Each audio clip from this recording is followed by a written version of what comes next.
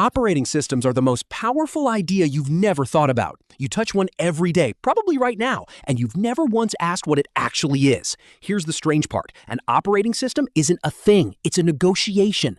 Underneath every click, every app, every file you drag into a folder, there's a constant argument happening between your hardware and your intentions. And the OS is the translator standing in the middle, making sure neither side has to understand the other. Think about what you're actually asking when you open a photo. You're asking electricity to arrange itself in a specific pattern across silicon, fast enough that your eye reads it as an image instead of noise. You didn't ask for that. You just clicked an icon.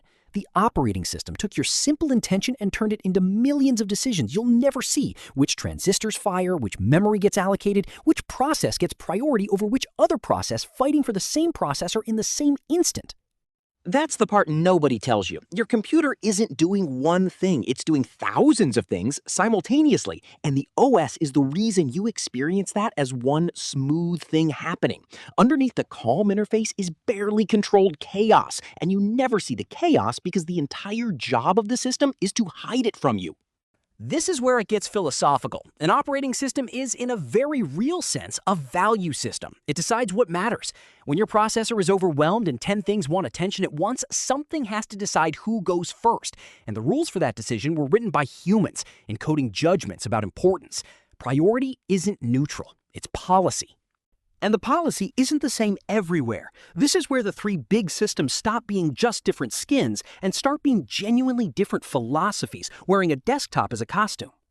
Windows is built on a philosophy of concealment as kindness. It assumes you don't want to know what's happening underneath, and it goes to enormous lengths to keep it that way. That's why it feels heavy, why it updates itself without asking, why something is always running quietly in the background that you didn't approve. The system doesn't trust you with the chaos, so it manages it for you, whether you wanted that or not.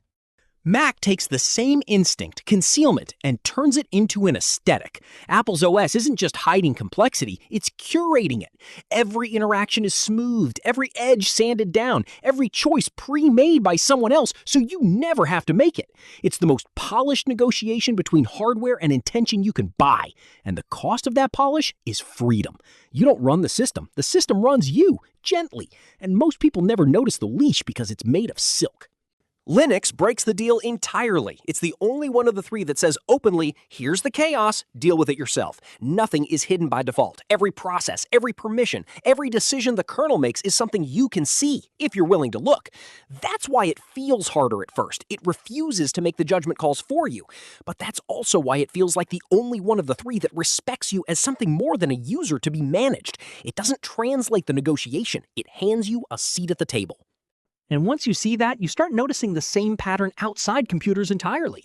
Every system you live inside, a body, a society, a mind, is running on rules you didn't write and rarely see, quietly deciding what gets attention and what waits. The difference between Windows, Mac, and Linux is really just the difference between three answers to one question. How much of the truth should you be trusted with? Most people will use an operating system their entire life and think of it as the screen. It's not the screen. It's the judge sitting behind the screen, deciding every microsecond what deserves to exist right now, what has to wait its turn, and how much of that decision you're even allowed to see.